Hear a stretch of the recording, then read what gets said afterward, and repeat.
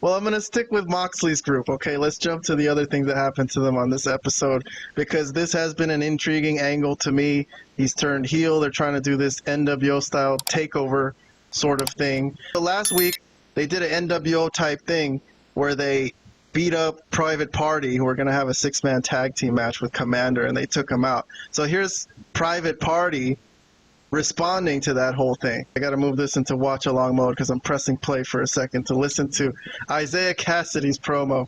Yuta has issued an open challenge for next.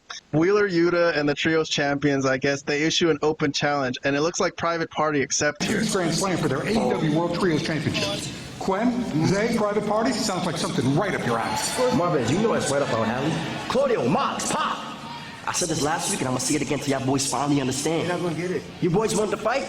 All you have to do is ask. That's all you have to do. Just ask. Yeah, take away the shots. Take away the verbal rope. And what you got? 2 guys from New York that's ready to fight. And you know what? Speaking of New York City, how are we doing next week? Grand Slam, right? Yeah, y'all boys feeling froggy? Take a leap. Take a jump. I dare you. And while you at it, put those Trios championships on the line. We find somebody. And you know what? I was gonna leave, but let me get this off my chest. Mox. Let him cook. I'm talking to you, and I hope you listen because I'm being so freaking dead-ass right now. You in a war? You gonna find out, though. Let us be your first battle. Expect the unexpected. We on all your asses, boy. I swear to God. All right. What do you guys think of that? Any thoughts on Isiah Kassidy's promo? Not terrible. Not bad. Not bad. Yeah, I mean, do I have to say it? Okay, I don't want to say it. It's being a different.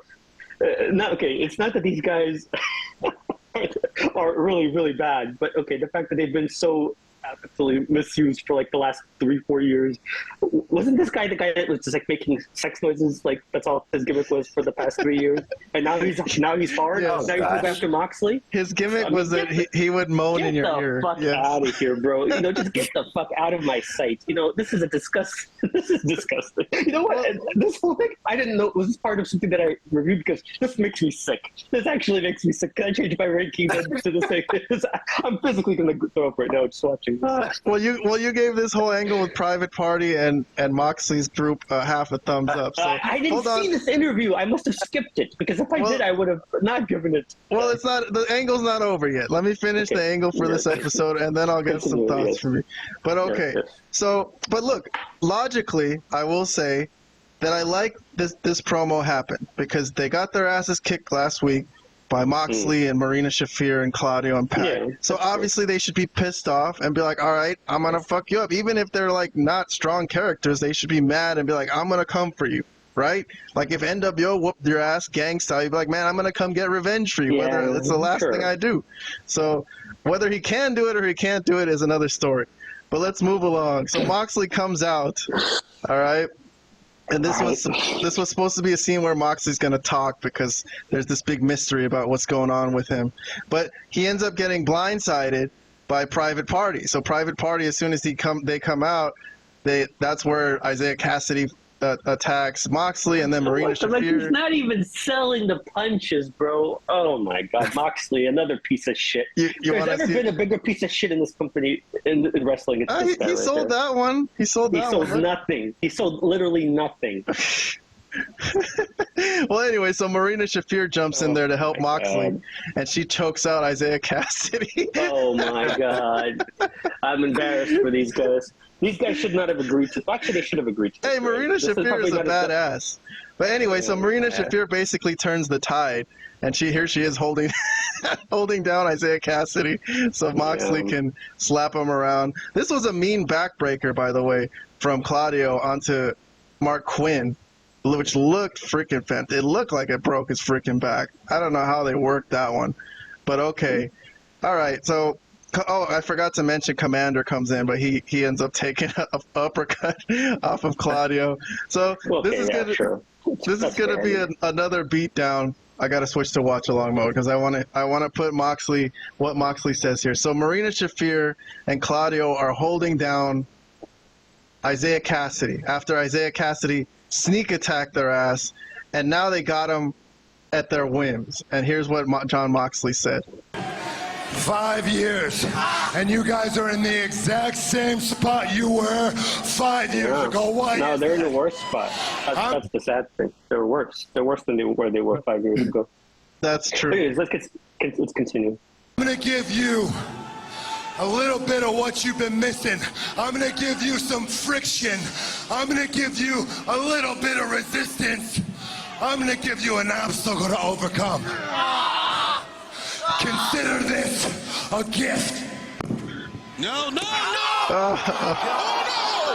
Oh, my God. You know, guys, it took a lot of guts to do what Private Party I don't know. I like how Isiah Kassidy sold that hammer shot. Okay, for anybody who's just listening, possibly on our podcast platform, basically what happened was Jon Moxley smashed Isiah Kassidy's hand with a hammer, and he was screaming like a little girl. So after he gave that hard ass promo, Anybody would.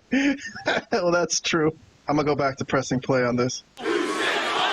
Jon Moxley. You sick fuck, Jon Moxley. Oh, my. Wrist, the hand of Isiah has to be shattered. This thing's...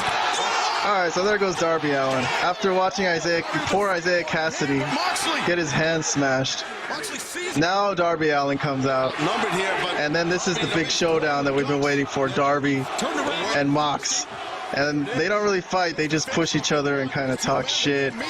And there's a nice image here of Marina Shafir, who is holding back Claudio. Because Claudio is like looking like, should I get in there? Should I do something? And Marina's like the one wearing the pants in this group for some reason.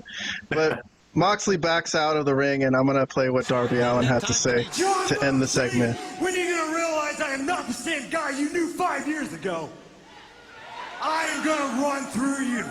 I am going to run through you at Grand Slam. And then I'm walking in a Wrestle Dream in my home state. And I am becoming the next AEW World Champion! All right, so that's the big match we got for Grand Slam next week. It's Darby and Mox. And the winner gets Darby's title shot that he has already earned, but he had put it up for some reason. All right, so... Vlad, you're the biggest critic of this scene. I gave this 2 thumbs up, by the way. I'm going to pull up our rating system. I love this shit. I fucking loved it. Everything from Isiah Kassidy's promo to him getting his hand smashed to Darby Allin coming out and them facing off and Darby Allin's promo at the end. 2 thumbs up for me. I loved it. Robert, thumbs up.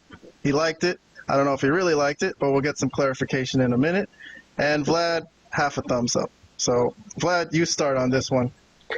Well, okay. I guess you could change your rating if you want. I could always go back and edit our post. So there's something about it that you liked originally. So you gave it a half a thumbs up. And OrangeCassidy, so, half a thumbs up. Right. So the original, I didn't see the interview with Isiah Kassidy. It was a bad promo, man. Come on, that was a good promo. Well, it was coming from who it was coming from. It was pretty bad. But I think this overall, this wasn't awful. Like, this was a decent segment, like trying to still get this group as a menacing group that's just trying to create chaos. I mean, I'm not sure about the people involved exactly, if it all works. I mean, Moxley obviously is insane. I could buy that. Okay, fine. He's one of the top names you could get in wrestling, man, but go ahead. No, I was saying, well, yes, that's fine. Marina Shafir, I might not like him, but that's true. Marina Shafir, I mean, I think this is actually the best way to use her. She shouldn't talk. We've known that from experience. You kind of use her as like this type of role, I think is okay. And the rest of those guys, whatever, Claudio and Pac, I'm indifferent about. So, I mean, this was okay. This was a good segment. This was not bad. It showed the chaos of the group. I mean, obviously Moxley not selling the punches and the whole, breaking his hand with the thing, with the hammer, this was just all okay to me. Nothing special, nothing great, but it was just an okay segment. I think what would be interesting is if somehow they actually did something with Private Party now where this actually got them somewhere, which I don't think is going to happen. But I'm just saying it would be interesting if somehow Private Party was made from from something of this whole angle. Yeah, I mean, it's not going to happen. It's not going to happen. I know that. It would be nice. I don't expect that either. But in this scene in a vacuum, I just liked how it looked. I liked the whole thing about holding him down, smash. They just did the job. In my opinion, I think they did the job. I don't think they're gonna get made off this. But all right, nor should they probably. But let me move on to Robert. You gave it a thumbs up. What do you think of this scene? Yeah, I liked it. Now that part where John Moxley broke whose hand was it? I don't remember. Isiah Kassidy, brother Zay.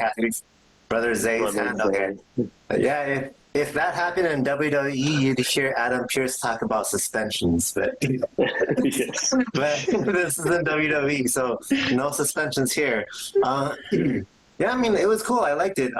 One thing that I don't get is they attacked Private Party. They attacked Private Party back after Private Party attacked them, but they didn't attack Darby Allin after he attacked them. That was kind of weird for me, but overall, personally, I thought this was a cool segment, and I do want to add one thing regarding a Grand Slam. Personally, I actually hope Darby Allin loses.